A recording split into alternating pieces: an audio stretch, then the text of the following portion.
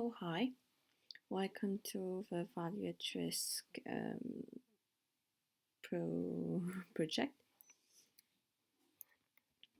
So let's have a look at the table of contents. So as an introduction, we're going to introduce the components of a VaR statistic, the attractive features of a VaR and the critics of a VaR, the computation of the VaR, the variance-covariance method of a Monte Carlo VaR, the application of a Monte Carlo VaR for FX trades, and a conclusion.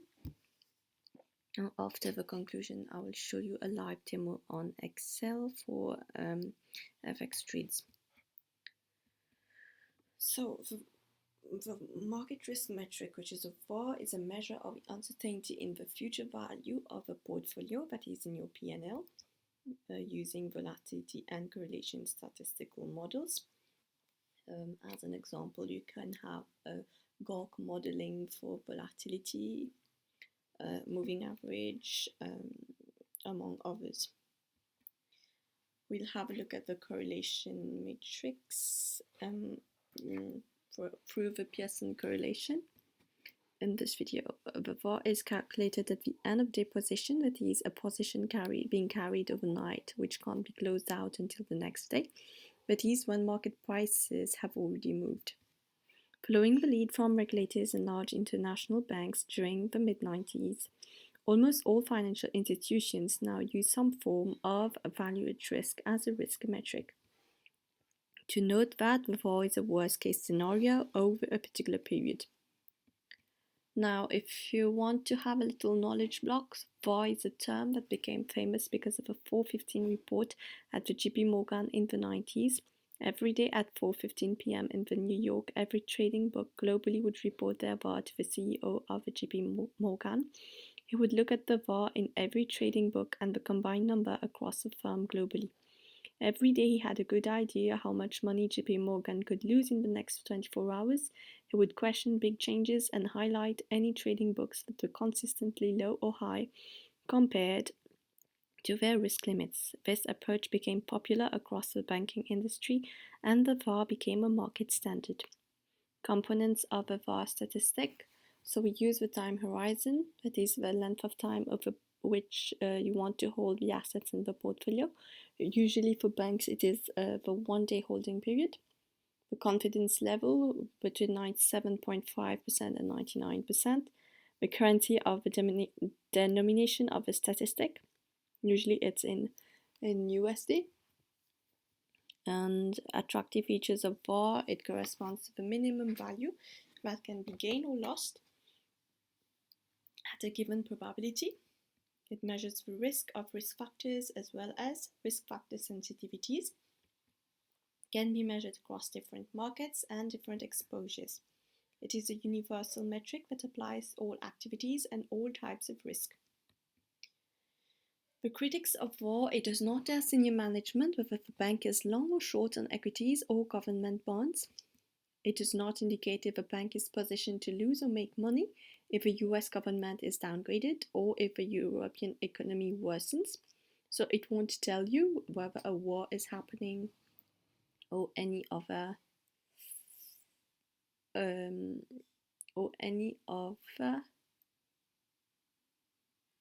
worldly occurrence is taking place. The VaR does not indicate if a bank has one particular risk. That is, I'll take the example of house prices during the falling of the Lehman Brothers, which led to the 2008-2009 financial crisis. So to note that banks calculating VaR did not make less losses than those which didn't during the 2008 to 2009 financial crisis. Now a little food for thought corner. Do banks lose $200,000 per day? The answer is no. Within a matter of weeks, the markets for those financial products no longer exist, so there may be no buyers for those financial products at any price. The size of the positions are far larger than the daily volume in those financial products. When the bank wanted to hedge against those positions, it moved the market against it. So basically, the VaR metric that is being shown is a worst case scenario that would tell you if there are no buyers for that financial product on the next day, or if you want to hedge against those positions but the market has moved against it due to any volatility, any movement in volatility that has occurred, or a movement in interest rate. Now we'll have a look at the computation of the VaR. I'll explain the variance covariance method, the Monte Carlo VaR. We'll do an application of the Monte Carlo VaR for FX trades and do a little conclusion.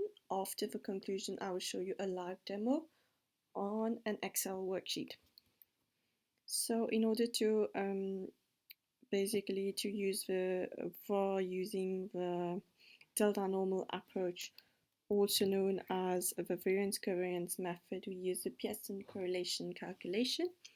So we start by using a historical prices extraction. So these can be extracted from online market data, for example, Yahoo Finance. You compute the log returns from historical prices using this equation, using a log of present day spot price over the past day spot price, and then you compute the correlation matrix.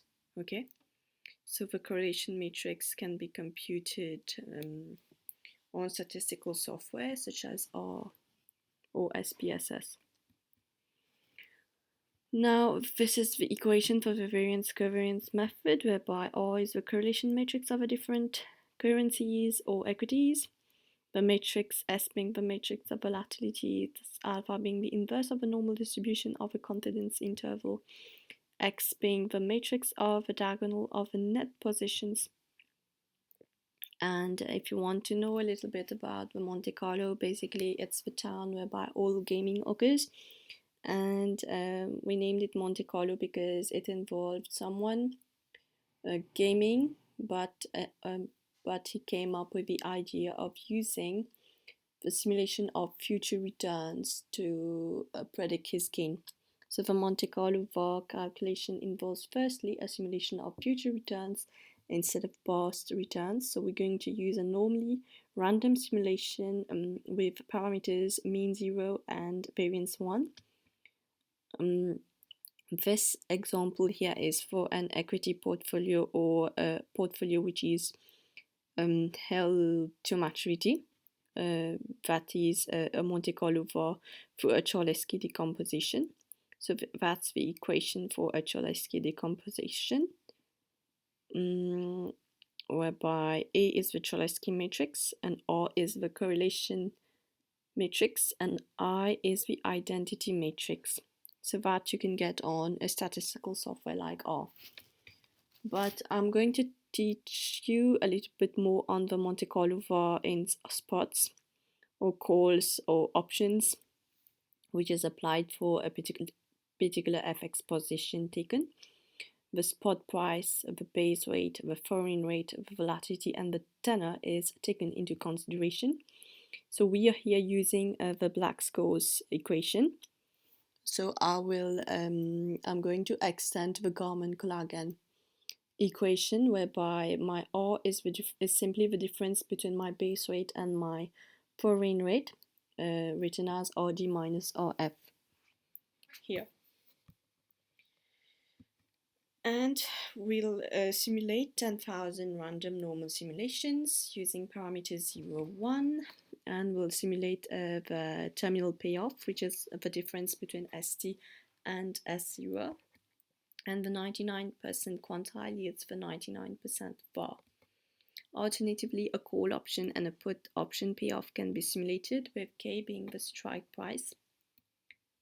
And we're now reaching the conclusion. The Monte Carlo VaR is very flexible for nonlinear path-dependent portfolios, computationally intensive, requiring sophisticated sampling. Simulation errors can be considerable, and we just end here using a quote from Riccardo Reponato, that is, the implied volatility is the wrong number you put in the wrong formula to get the right price. So I'm going to move to an Excel sheet. So here I have, so let me try and reproduce it. I have simulated my random generation of numbers using fill series technique. So we'll just do a fill series. I want it in columns, and I'm going to simulate 10,000 normal distribution. And then I'm going to simulate my normal using the norm inverse technique of random generated numbers with mean 0 and variance 1. And now I simulate my Garmin-Koll again using the spot price, the domestic rate, the foreign rate, my volatility, my time, which is simply 1 upon 252 for a one-day holding period, my alpha to be taken as 0.99, and a notional amount of 1.5 million. So I simply implement the Garmin-Koll equation. So it's simply the Black-Scholes equation, whereby I'm just using my mu as the difference between my domestic rate and my foreign rate. And I just do a percentile of 99% to find my VaR. So now if I want to find a closed form solution for my VaR, if you want to get it in closed form, what I do is I fix the exponential of the random of my random column as a normal inverse of 99% with mean 0 and 1. So I'll be getting my closed form VaR at 99% probability. I can replicate for a 97.5% or a 95%. Now if I change, you will see if I hit the button calculate in the function formulas tab, and if I click on calculate now, I'm supposed to be getting a different VaR because my random numbers are changing. Here I have just obtained it in a closed form VaR, and if I click on 0.95, my numbers will change again to 3,348.52. Let me just highlight it in yellow